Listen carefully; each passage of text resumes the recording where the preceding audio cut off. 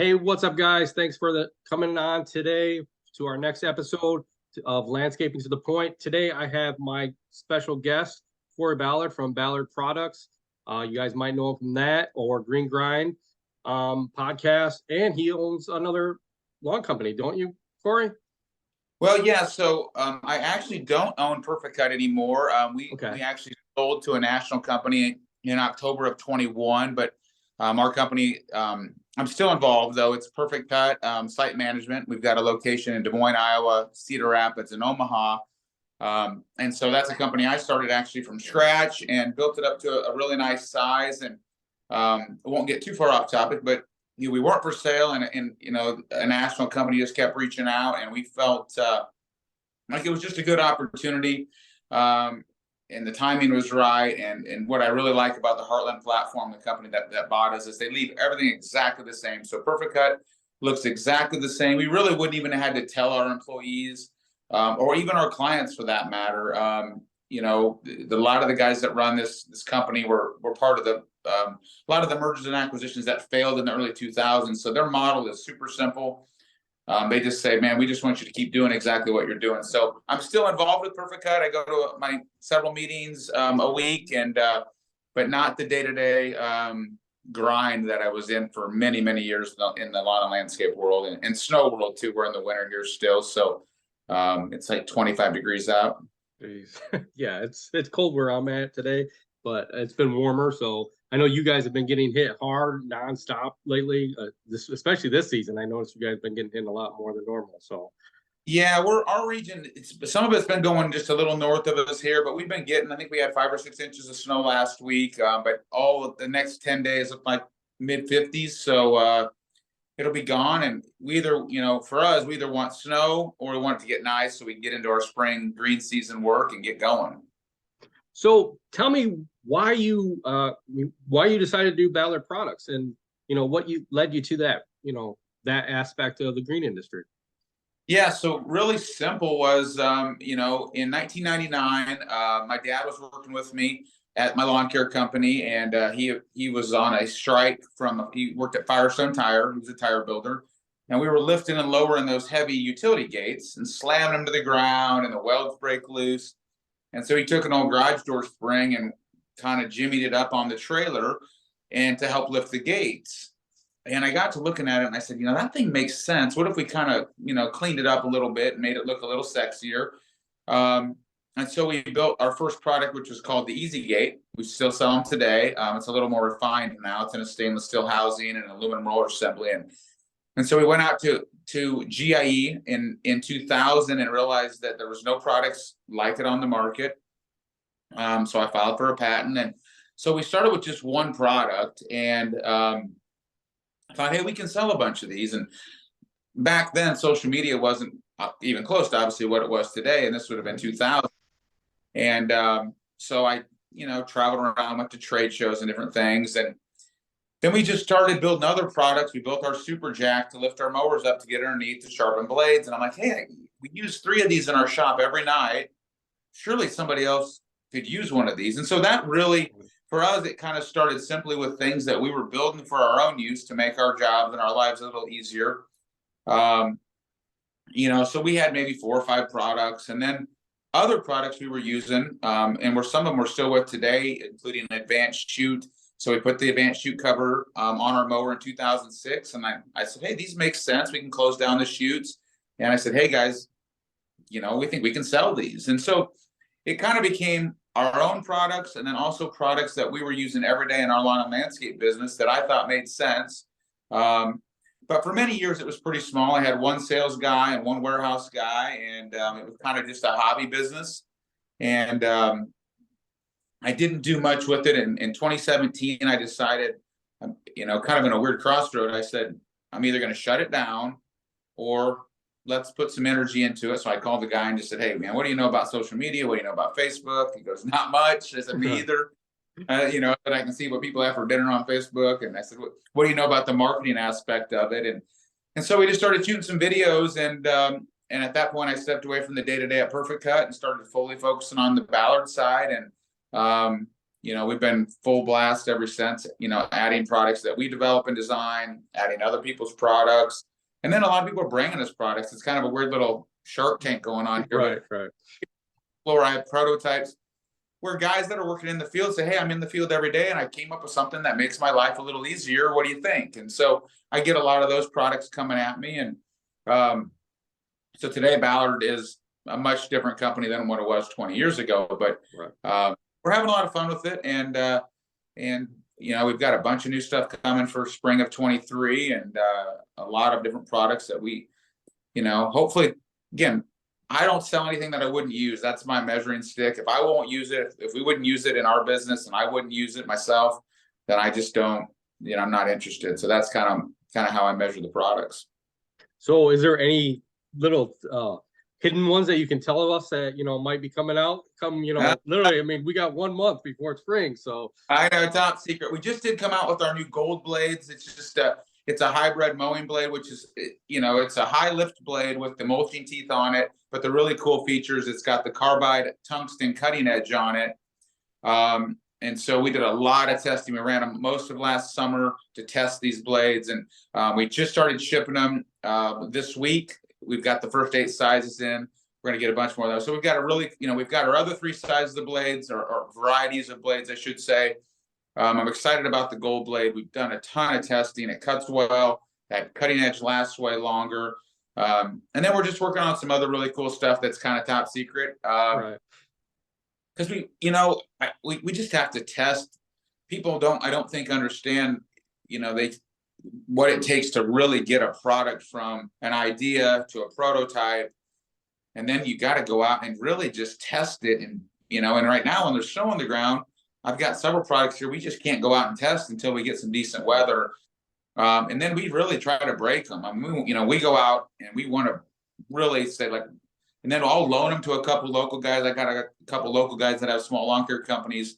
And I'll say, hey man, throw this on your mower and just tell me what you think. Like, just give me 100%. Like, you hate it, you love it, it's junk, or holy shit, I love it. Like, that's amazing. So I try to get some outside opinions because I've missed on a few products that I've thought are really cool. And people are like, cool, but I don't think I don't see value in it. And so I try to get some other people's opinions on what they think of the products as well. That's amazing. I mean, I like that like you said, you use the product before you even put it out there. You test it, and that's a good thing because I do see a lot of products that come out and it's like, oh, here's a prototype. Go ahead and use it, and we'll see how it goes, and we'll go from there. By you testing it, I feel like it's more prone to do better in the industry because you had perfect cup. You worked with some other people that actually put it out there to actually put it through the grind. Make sure you try to beat the crap out of it, destroy it if it can get destroyed, and to make sure that whatever little tweaks or ticks that you got to change up, you change them up as soon as you can, and go back at it as long as you can. So that's amazing. So we mess up. We still, we've still had to fix several products that we thought we had right, and we'll ship a couple, 300-400 of them, and we'll have people say, hey man, I love everything about it, but this piece broke on me. And so we still constantly are making improvements. Even our Catch Pro bagger, I think we're on like our 3rd or 4th edition, and it doesn't mean the first one doesn't work. It's just people get mad, like, I wish you would have told me. Like, I know, but we're always, if we see a problem with the product, we want to make it better.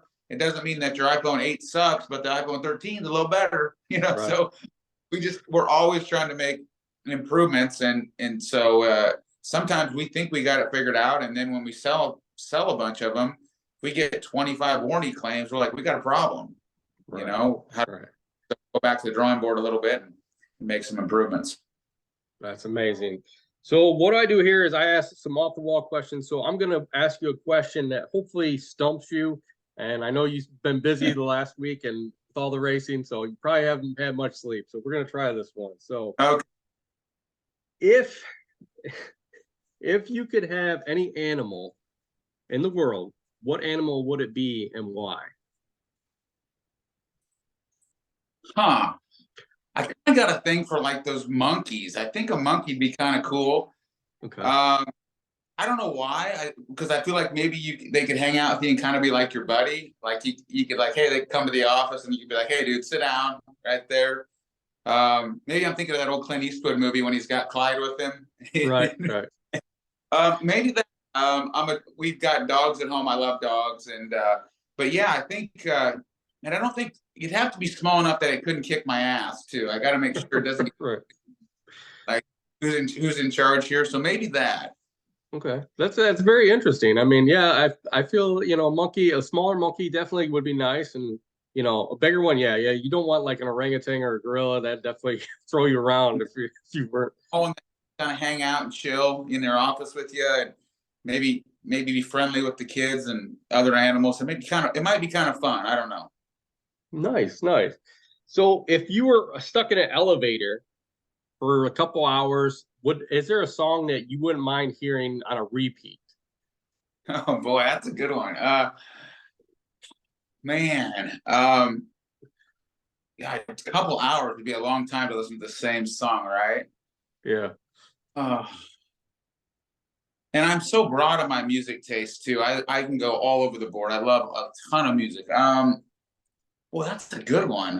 Yeah.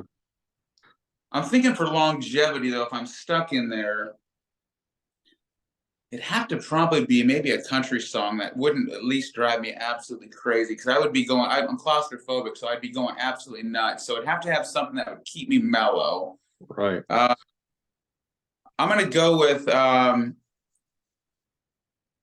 George Strait, "Gone Country." Nice, nice. Yeah. Fairly smooth. Maybe it'd keep me peaceful. Yeah. Yeah. I can see that. I can see that. Yeah. So do you think social media has made you expand more in the different products and the way you sell? Absolutely. I mean, social media has completely changed the way that. I mean, without social media, Ballard would still be just a hobby business, and the ability for us to reach so many people. We had almost 60 million views last year on our platforms. That's Facebook, Instagram. Our YouTube channel is not very strong. We just haven't put a lot of energy into it. So I think with social media, it's allowed us to get out in front of a ton of people. On top of the fact that we have some brand ambassadors like the Brian Fullertons and those type of guys out there that show our products. So yeah, social media it's been a great tool for us to show products. And we really try to, at one point we had really high production videos and they felt kind of like a commercial. We try to almost dumb them down a little bit and just get out there and just say, hey, this is what it does. This is what the product, we try to show real life. Hey, here's how we use it in the field. So, I mean, it's definitely been a huge resource and tool for our business. As you probably know, it comes with, it comes with a lot of hate. Today's Friday, but Wednesday I had a really tough day. I mean, we sometimes, man, we get a lot of hate on social media. I used to engage in it, then I decided not to engage in it. But I can tell you still, as a business owner, and we've got a great team, and I'm really passionate about what we do. I still take it personal sometimes, I had to block and ban 2 people this morning.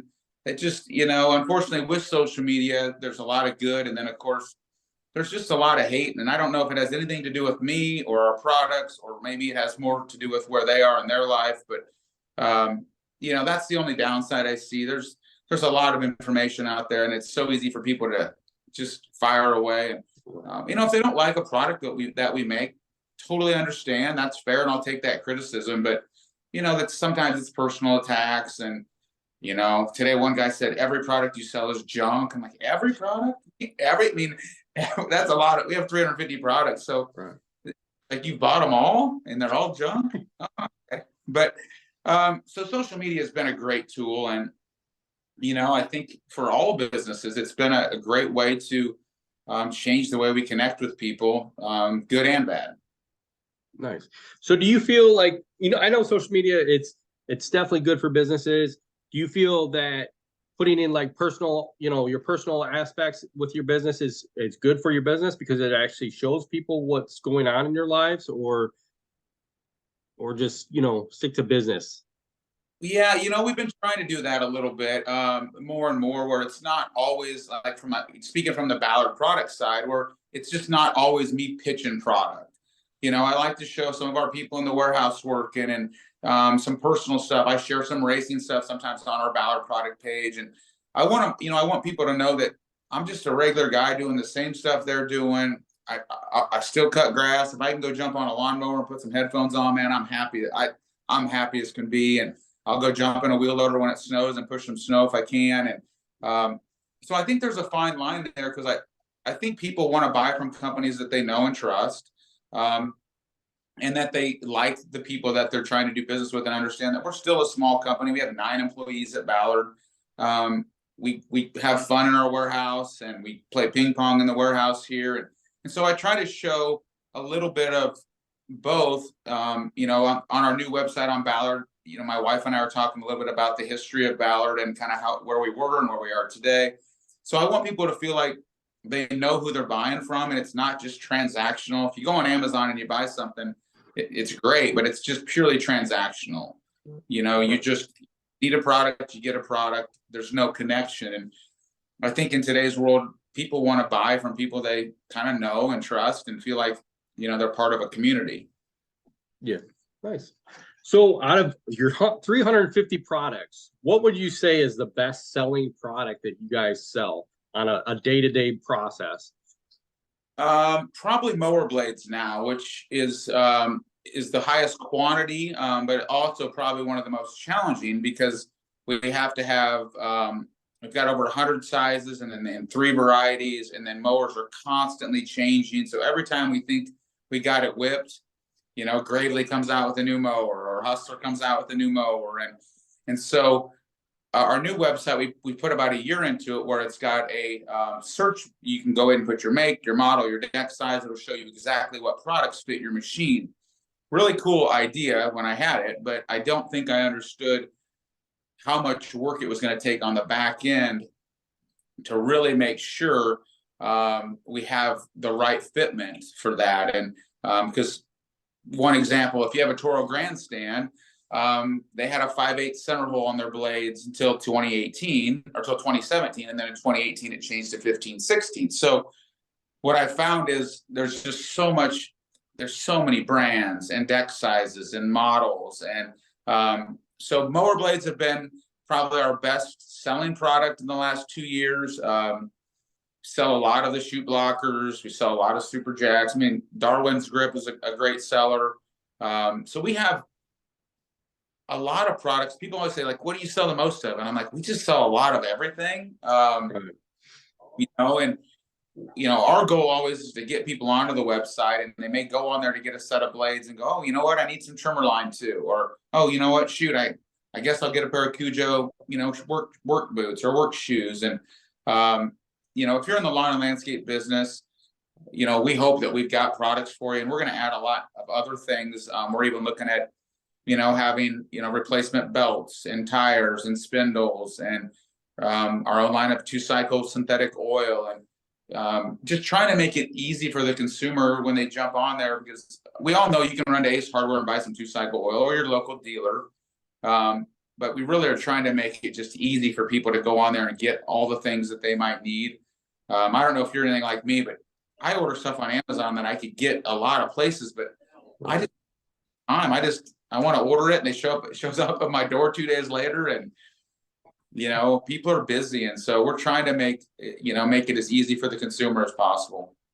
Correct. I mean, I like to go to one place and just kind of buy all the same products. And I know with you, expanding into different areas of, like you're saying, the belts and spindles, it's more of like you're a one-stop shop, and that's what a lot of people look for, and they want that one person that they can just buy from and go and say, everything's here that I need, so that's awesome that you're doing that.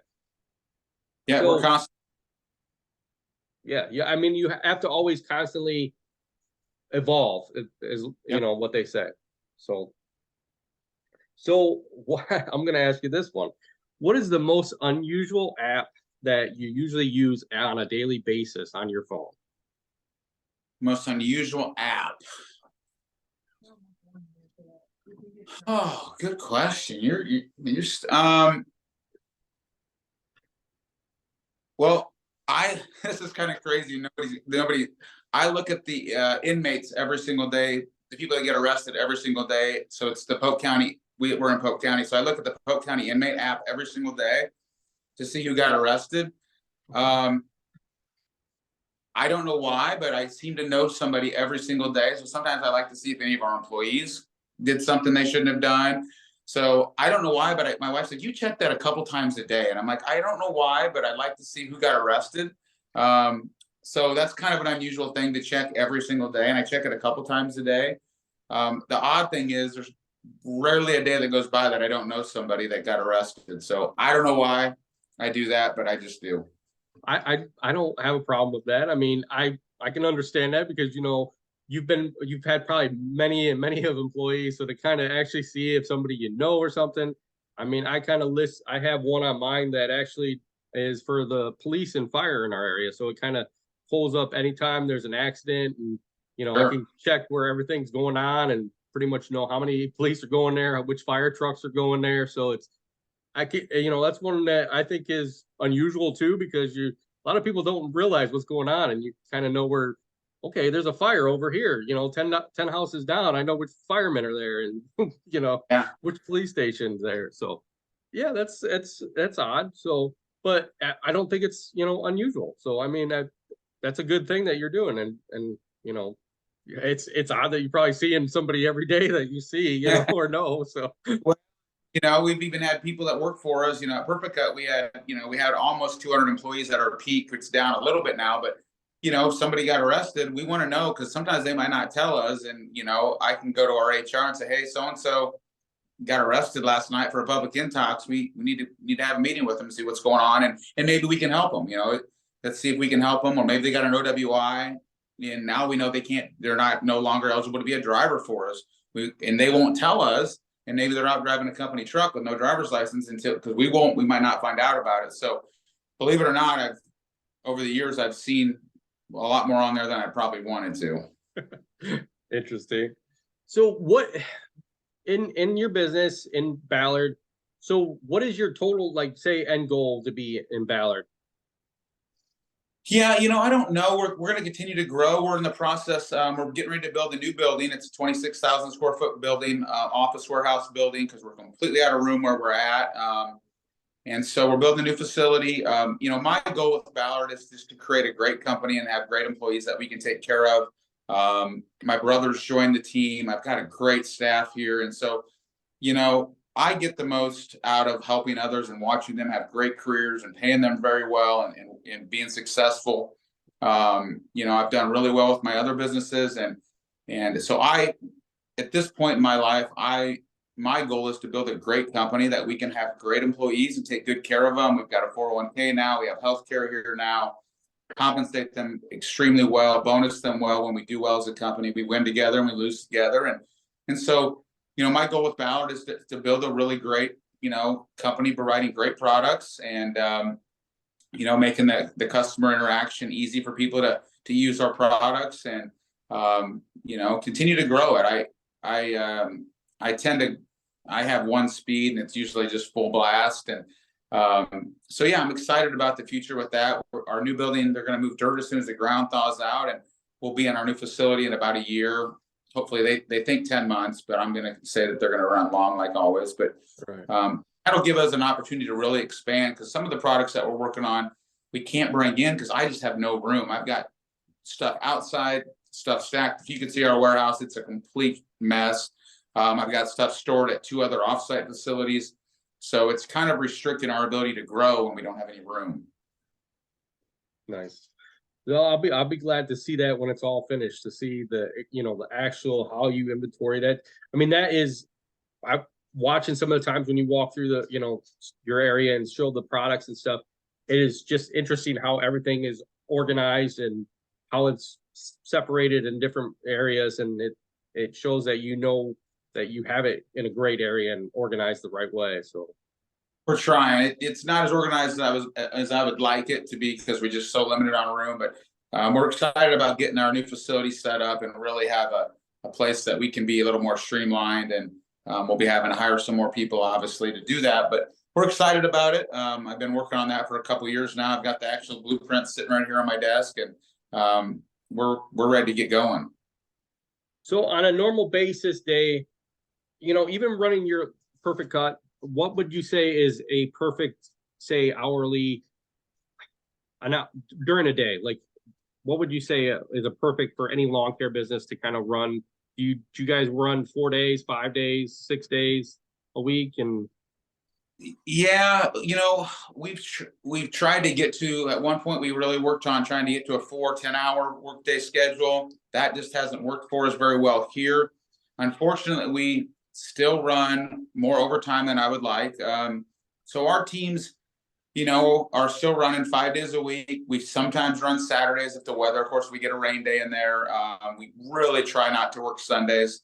We've worked the last couple of years to really try to give people that work-life balance and try to get people off at a reasonable time. But there's certainly been many times over the years that we just have more work than we probably should take on, and not enough people. And our crews are getting out at 7 in the morning and rolling back at 7 or 8 o'clock at night. And of course, the guys love the overtime, right, for a while, but it wears on them too. So we're working really hard to get our schedules down. We try not to get anybody over that 50, 55 hours a week, because that overtime can really eat you up, when you're in a business that has tight margins anyways. And so, yeah, it's a balance. In the spring, though, we sometimes, as you know, man, we got to get the work done, and we got to go. And we just had a meeting on Tuesday talking about how do we manage our overtime, and we're in the people business, right? So we constantly get how do we fill all these seats with great people, and we've been pretty fortunate. We're sitting pretty good on staffing, but I know a lot of guys I talk to are really struggling getting help, and that makes it tough.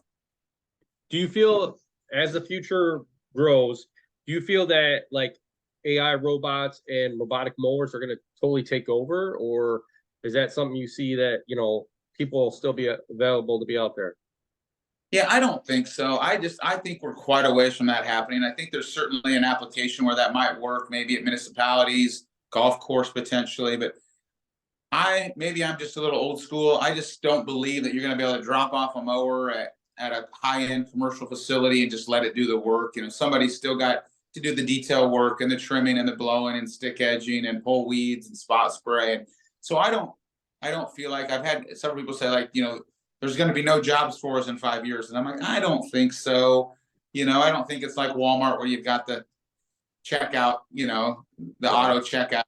I feel like we're still in a labor business. And I do think there's going to be, some infusion of electronic, are battery powered more and more. We're using some battery powered trimmers and blowers on certain sites. We've demoed some battery powered machines. I don't think they're quite there yet on the mowers, at least for the commercial type of mowing that we do. So I think we're going to see the electric stuff phased in before we see full like robotic. And I don't know. I don't know. I don't see that.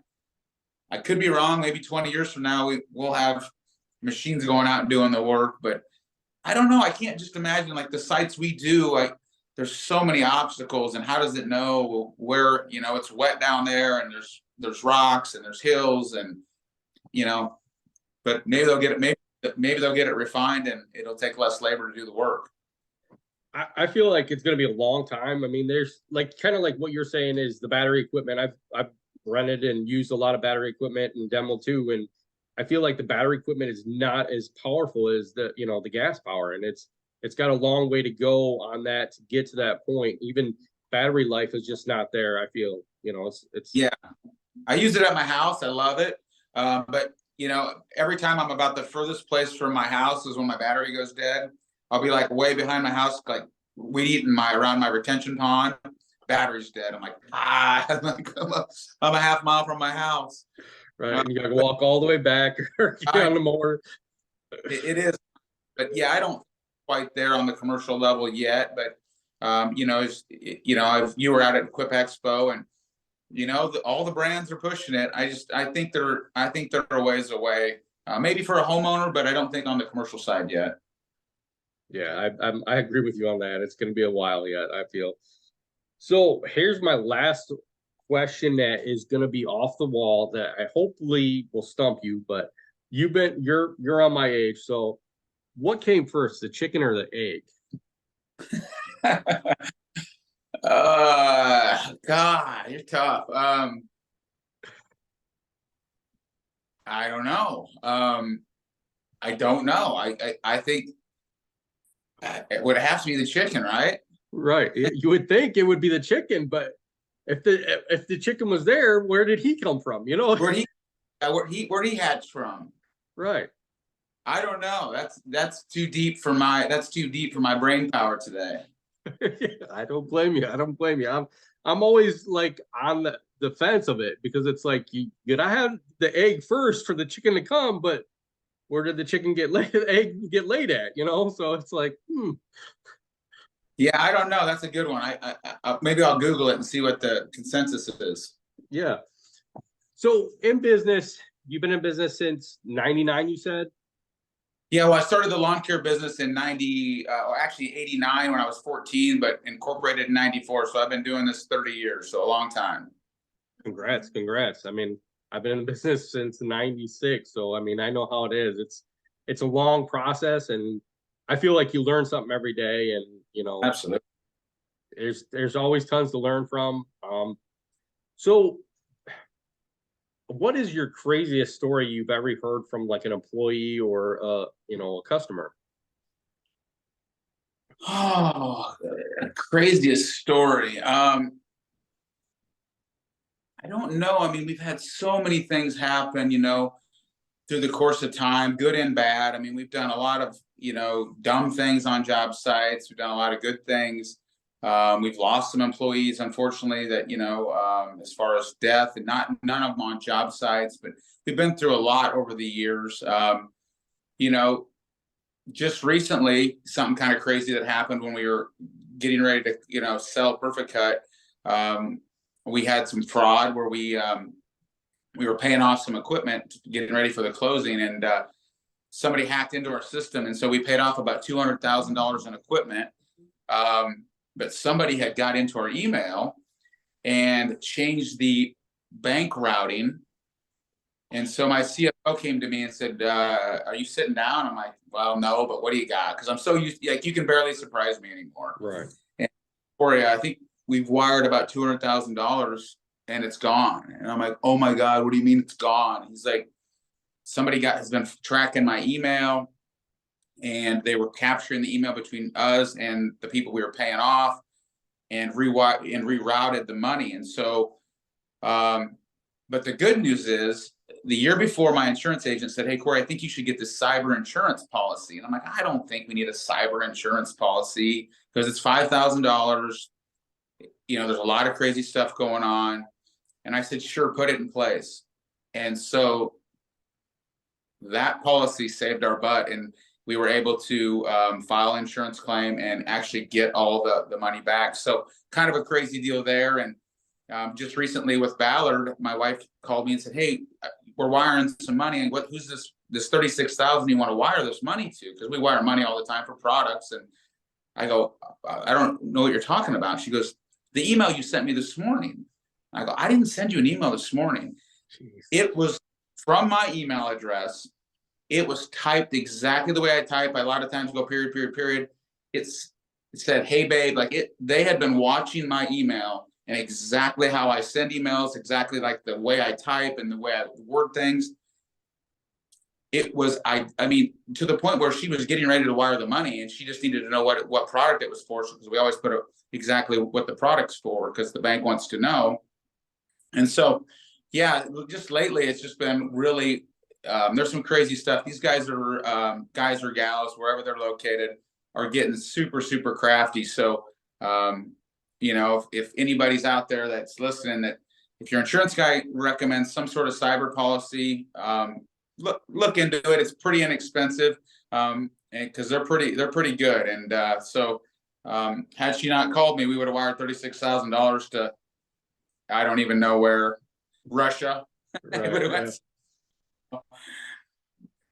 Wow, that's amazing. That's a great story, and that's a good thing to think about. I don't think anybody thinks about cyber security or anything like that. That's very important. Well, we all, many companies take credit cards anymore too, and all that acts, where's that information at? And so, yeah, I strongly recommend just looking at what you have, what kind of security you have on your computers. And then again, you can get a very small, inexpensive, if you're a small company, cyber policy that just in case. I mean, that $5,000 policy saved us, from losing $200,000, which would have been not good. Right. So what is time to time we grow and our business grows, and sometimes I feel like we get overstressed and get too engulfed in lawn care. And I know you got some hobbies. So what would you suggest as, a good way to get away from being overstressed with work and overwhelmed? Yeah, one of the things that I heard lately, and I've become pretty good friends with Mike Andes, and one of the things Mike Andes said that I really, really like was, having lower highs and higher lows. And what that kind of means is, when things are really, really good in our business, we kind of, man, we're on the top of the world. We're kicking butt. We're going to buy a new truck, and then when things are really bad, oh my God, we're going to live under a bridge. We got to sell everything. We're going out of business. So really trying to be level-headed and stay in the middle. I think it's super important to try to disconnect. One of the things I've been working really hard on is just not having my phone with me at all times. And when I go home and try to spend a little time with the kids, I just set my phone in the pantry or in the bedroom, put it on the charger, eat dinner. Before, I can tell you I was terrible at this, and it really puts a lot of stress on my marriage. But I mean, I'd be at the dinner table with my wife and kids, and I'm on my phone, and I'm there, but I'm not present. So I think it's super important that, we all try to find that work-life balance and try to disconnect a little bit. I've talked to a lot of guys this year on our podcast that have downsized, and I don't think that's always a bad thing at all, is they've kind of find out where their sweet spot is in their business. And then they're like, hey man, I'm taking my kids fishing, or we do some camping, or whatever hobbies that you try to do. I've really the last 2 years tried to just disconnect a little bit more and realize that, man, it's super important that we have a great business, but none of that matters if I'm not present with my kids, if I'm not a good husband, not a good father, not a good friend, not a good leader here at work. So, trying to find some things that allow you to disconnect a little bit. And whether some guys golf, some guys fish and hunt, whatever those hobbies are. I like to ride motorcycles. When I'm on a motorcycle, for some reason, because you got to be hyper focused, I don't think about work. I'm not stressed out. So yeah, I just try to find things outside of work that I enjoy. I try to, I told you before, I think before we went on here, that I don't schedule things usually on Fridays. That allows me just to know that my Fridays are open if I want to jump on a podcast, if I want to catch up on some things, if I need to run some errands. So just trying to find a little bit of balance, because I can tell you for many years, I worked a crazy amount of hours, and I thought having more stuff would make me happy. And I've learned that that stuff just, it doesn't work. A lot of guys think, if I just had more money, if I just had a nicer car, a nicer truck, a bigger house. For me, I've tried all that stuff. It doesn't work. I like nice stuff, but at the end of the day, that's not what makes you really ultimately happy.